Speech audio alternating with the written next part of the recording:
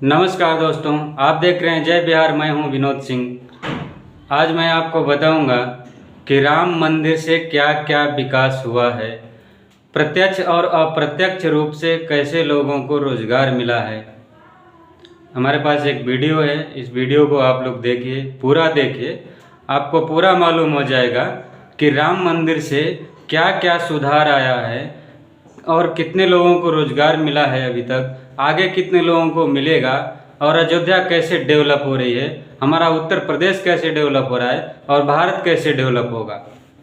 जो राम विरोधी विरोध कर रहे हैं उनको विरोध करने दीजिए, आप लोग ये वीडियो देखिए। मंदिर निर्माण पर जो लोग सवाल उठा रहे हैं कि क्या फायदा होगा, तो जरा आज कड़े शब्दों में, और निंदा करने की जरूरत नहीं है, कड़े शब्दों में बताइए कि मंदिर निर्माण से क्या फायदा होने वाला है विश्व का, देश का और सनातन का। पहले तो मैं मंगल कामना करता हूं पूरा देश और दुनिया में रहने वाले सभी राम भक्त और सभी सनातनों के लिए जी।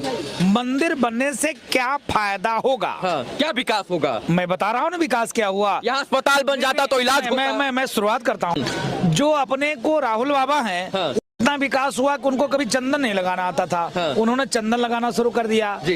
पहले मैं उनसे शुरुआत करता हूँ। उनको जनेऊ पता नहीं था, वो जनेऊ पहनने लग गए। हाँ। दूसरा विकास। तीसरा विकास कि जो भारत की संस्कृति है, जो संस्कार है जी, कैसे आचमन करना चाहिए, कैसे प्रणाम करना चाहिए, कैसे मंदिर में जाने के बाद साष्टांग प्रणाम करना चाहिए, कैसे मंदिर में जाने के बाद भेष होना चाहिए, ये 4-5 फायदा तो मैं राहुल बाबा को बता दिया। बड़ी दुर्भाग्य की बात है, मैं उस चाराचोर के बेटे से बात कर रहा हूँ कि यहाँ पर 5000 भोजों को लोगों को निःशुल्क भोजन दिया जाता है। अब आ जाइए उत्तर प्रदेश में। उत्तर प्रदेश ठीक है, राम जन्मभूमि पर कोई बात और विवाद था, 1 मिनट के लिए मैं मानता हूँ यह देश संविधान से चलता है, संवैधानिक तौर से चलना भी चाहिए और संविधान में आस्था भी है और हम लोग कलम के पुजारी हैं, तो हम लोग ऐसा कार्य तो कर नहीं सकते। लेकिन संवैधानिक रूप से जब मान्यता मिली तो अब निर्माण चल रहा है। लेकिन मैं उन नेताओं से पूछता हूँ, सपा बसपा कांग्रेस के लोगों से, क्या मुकदमा अयोध्या रोड पर चल रहा था? क्या मुकदमा राम की पैरी पे चल रही थी? क्या अयोध्या के जो खुले हुए तारों का जंजाल था उस पर मुकदमा चल रहा था? क्या कि तार हटा देंगे तो सुप्रीम कोर्ट की अवहेलना हो जाएगा? क्या सीवर पाइपलाइन, गैस पाइपलाइन, क्या पूरे विश्व को कनेक्टिविटी जोड़ने के लिए क्या अयोध्या रेलवे स्टेशन पर मुकदमा चल रहा था? क्या कभी अयोध्या तो आओ, और नहीं आओगे तो अब तो जो वक्त आ गया है, वक्त आ गया है, नहीं अब तो हनुमान जी की गदा चल गई है। हाँ। देख लो गदा है ना, बागेश्वर बाबा इससे भी बड़ा रखते हैं। नहीं और आपको भाई बताते हैं। नहीं वो हमारे भाई हैं, सनातन का प्रहरी है। हाँ। वो कम से कम एक क्रांति लाया है। हाँ। और पूरे देश में इतनी क्रांति लाया है कि एक बार बोलता है तो 1 लाख में 10 लाख के हुजूम बैठे रहती है जी। आप समझो मामूली बात नहीं। जो लोग अयोध्या नहीं आएंगे उनको मुगदर से मार कर लेकर आया जाएगा। नहीं उनका मुगदर से मारेंगे नहीं। हाँ। इस गदे से उनकी बुद्धि पर प्रहार की जाएगी कि सुमति आ जाए। मैं मार के सनातन ही नहीं सिखाता, सनातन सिखाता सर्वे भवन्तु सुखिनः सर्वे सन्तु निरामया, विश्व बंधुत्व के साथ, वसुधैव कुटुम्बकम के साथ। और सनातन यह सिखाता धर्म की जय हो, अधर्म का नाश हो, प्राणियों में सद्भाव हो, विश्व का कल्याण हो। तो जहाँ ये सिखाया जाता है वहाँ मारपीट नहीं होता। हाँ, जब ये हमारे भगवान कृष्ण को छलिया कहते हैं, जब हमारे भगवान कृष्ण को ग्वाला कहते हैं, जब हमारे भगवान कृष्ण को माखन चोर कहते हैं, जब हमारे भगवान कृष्ण को गाली देते हैं, तब मेरे पार ब्रह्म परमात्मा भगवान श्री कृष्ण गदा को नीचे करते हैं और ऐसे करते हैं और सुदर्शन निकालकर गला काट देते हैं। तो मेरे प्यारे बंधु, हम भगवान कृष्ण के वंशज हैं, हम भगवान राम के वंशज हैं। वक्त आने पर धनुष उठाकर संहार करते हैं दुष्टों का, वक्त आने पे चक्र सुदर्शन निकालकर गला काट सकते हैं, और समय आने पर महाबली हनुमान के शिष्य होने के नाते गदा उठाकर और सनातन विरोधी, राष्ट्र विरोधी, धर्म विरोधी, संस्कृति विरोधी का मुंह इस गदा से तोड़ भी सकते हैं। कुछ लोग कहते हैं कि धर्म के विस्तार से और मंदिर के विस्तार से क्या बढ़ेगा। मैं बताऊं, अगर इस मंदिर के बनने की वजह से जानते हैं सर क्या क्या बना? एयरपोर्ट बड़ा, जो है रेलवे स्टेशन बना, इसके बाद यहाँ पर अस्पतालों का डेवलपमेंट हुआ, सड़कों का चौड़ीकरण हुआ, और उसमें जुड़ने वाले तमाम लोगों को रोजी रोजगार मिला, और उसमें सामान बेचने वाले लोगों को इनकम हुई, और वो इनकम का टैक्स का पैसा जो है सरकार को गया। मतलब कहीं ना कहीं तमाम चीजों की वृद्धि और इस धर्म क्षेत्र से वृद्धि हुई है। क्या कहेंगे कि ऐसे विकास हर जगह होने चाहिए कि नहीं होनी चाहिए? देखिए, अभी बिहार में ग्लोबल इन्वेस्टर समिट हुआ है, जिसमें 50,000 करोड़ रुपया का इन्वेस्टमेंट जो है वो बिजनेसमैन ने किया है, MOU साइन हुआ है। अब वो इन्वेस्टमेंट धरातल पे कब आएगा नहीं पता है, लेकिन सिर्फ अयोध्या राम मंदिर से लगभग 2 लाख करोड़ रुपया का इन्वेस्टमेंट अयोध्या में हो चुका है। बिल्कुल लगभग, यानी पूरे बिहार में ग्लोबल इन्वेस्टर समिट हुआ, उसमें सिर्फ 50,000 करोड़ रुपया का MOU साइन हुआ, इन्वेस्टमेंट नहीं हुआ, MOU साइन हुआ। उससे 4 गुना जो है ज्यादा इन्वेस्टमेंट, MOU नहीं, इन्वेस्टमेंट जो है सिर्फ अयोध्या शहर में हो गया। और उसका जीता जागता उदाहरण सिर्फ ये राम मंदिर है, इकलौता राम मंदिर। मतलब इतना बड़ा इन्वेस्टमेंट करवा दिया, इसके बाद और लाखों लोगों को रोजगार मिले। जिस भी जगह का मंदिर जो है समृद्ध रहता है, वहाँ पे कभी कोई भूखा नहीं सोता है, इलाज के बिना कोई नहीं मरता है, और वहाँ पे किसी के भी खाते में जो है ना पैसा जीरो नहीं होता है। तो कहीं नहीं तो कहीं अयोध्या के वजह, राम मंदिर के वजह से अयोध्या के लोगों का विकास होगा, उत्तर प्रदेश का विकास होगा और देश का विकास। अंतर्राष्ट्रीय एयरपोर्ट बन गया है अयोध्या में, और बिहार में पटना जो बिहार की राजधानी है, आज भी वहाँ पे जो हवाई जहाज उतर रहा है वो इमरजेंसी ब्रेक पे उतर रहा है। यहाँ पे 1000 ट्रेनें चालू की गई है, और आज भी पटना में जो ट्रेनें चलती है वो मजदूरों की ट्रेनें जो है, बोरी में भर भर के मजदूर आलू प्याज की बोरी की तरह जो है बाहर कमाने जाते हैं। तो कहीं नहीं तो कहीं बिहार के नेता जो राम के अस्तित्व पे सवाल करते हैं, मंदिर पे प्रश्न चिन्ह खड़ा करते हैं, वो आके अयोध्या का विकास देखे और बिहार में अयोध्या जैसा मंदिर ना बना के कम से कम अयोध्या जैसा विकास ही कर दे।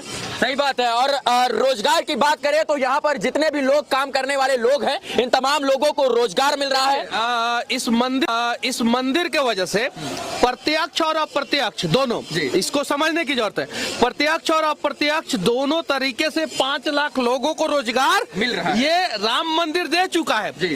चेन्नई में कुछ चीजें बन रहा है यहाँ का, वहाँ पे रोजगार मिला, अहमदाबाद में बन रहा है, वहाँ पे रोजगार मिला, बिहार से आ रहा है कुछ चीजें, वहाँ पे रोजगार मिला।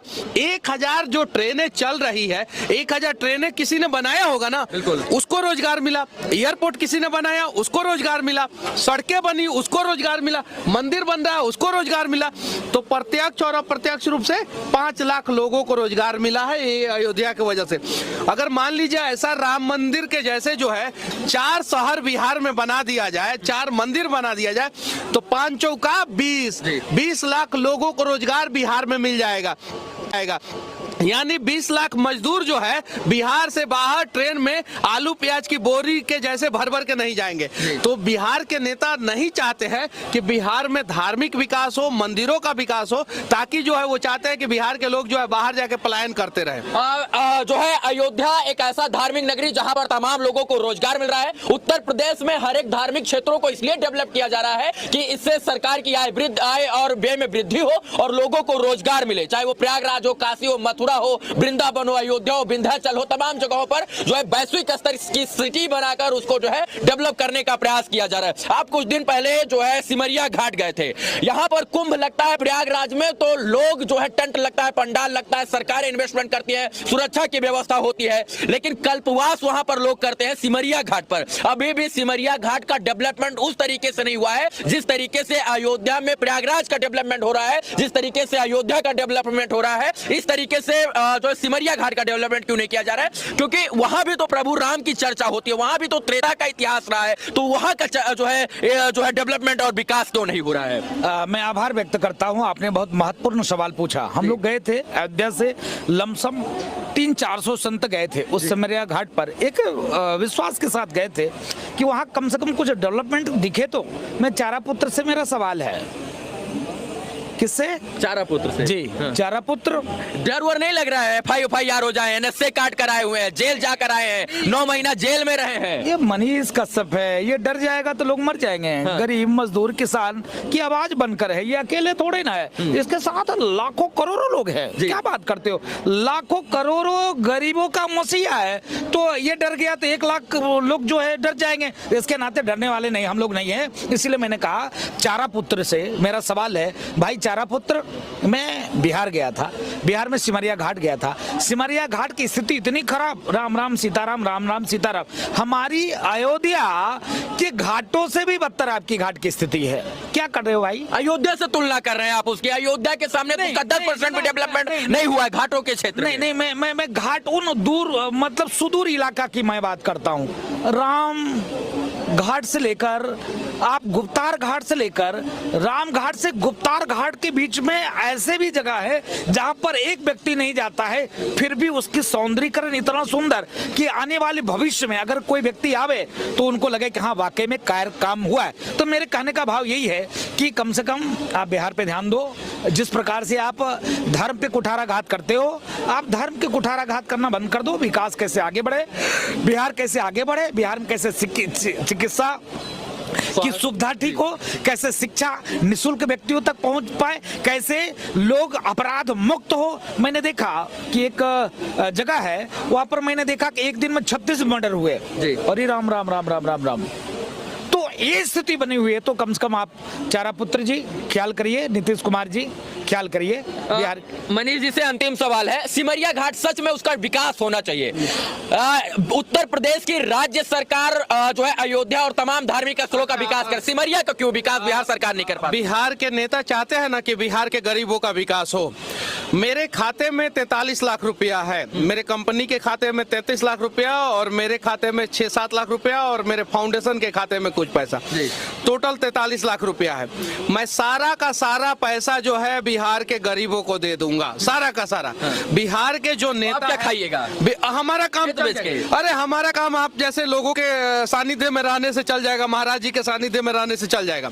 क्या बिहार के नेता अपना 50% संपत्ति, सिर्फ 50% संपत्ति जो गरीब का विकास करना चाहते हैं वो गरीबों में दान करेंगे क्या? गरीबों के उत्थान के लिए दान करेंगे क्या? आप चाहते हैं कि आप अपना 100% दान करें और 50%? वो सिर्फ 50%। हाँ। मैं दावे के साथ कहता हूं कि बिहार के जितने भी विधायक, सांसद, मंत्री, जितने भी लोग हैं, जितने भी लोग, वो अगर अपना 50% संपत्ति डोनेट कर देंगे तो बिहार के 5 करोड़ लोगों का जो है जीवन जो है वो परिवर्तित हो जाएगा। लेकिन वो नहीं करेंगे, वो सिर्फ गरीबी की बात करेंगे, गरीबी हटाएंगे नहीं, गरीबी मिटाएंगे नहीं, उल्टा प्रयास करेंगे कि गरीबों को ही हटा दिया जाए, ट्रेन में भर के जो है बिहार से बाहर भेज दिया जाए।